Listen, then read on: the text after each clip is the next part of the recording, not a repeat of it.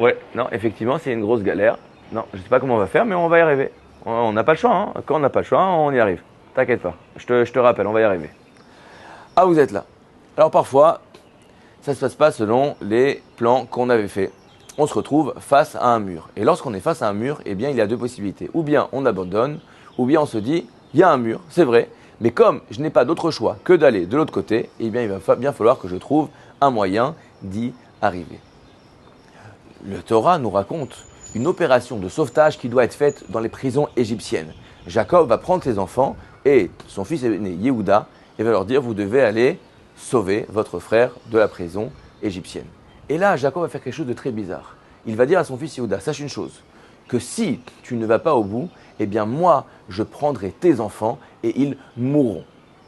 C'est complètement dingue. On parle de ses petits-enfants. Évidemment que Jacob n'aurait pas tué ses petits-enfants. Mais qu'est-ce qu'il a voulu lui dire?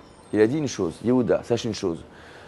Tu te pars dans une opération qui paraît impossible. Si dès le début tu te dis, au fond, j'ai une bonne raison d'échouer parce que c'était trop difficile, eh bien à la fin, tu échoueras. Effectivement, c'est très difficile. Mais si tu te dis, j'y vais et je dois réussir et je joue là ma vie et celle de ma famille et celle de mes enfants, eh bien au miracle, tu vas découvrir des ressources inattendues et inespérées qui vont te permettre de réussir. Parfois, s'engager, parfois promettre, parfois de signer un contrat, c'est ça qui va nous donner les forces de déceler en nous des ressources pour réussir et pour y arriver. Et c'est comme ça qu'on réussit à utiliser avec intelligence, mais à utiliser quand même. Et moi, je vous dis à la semaine prochaine.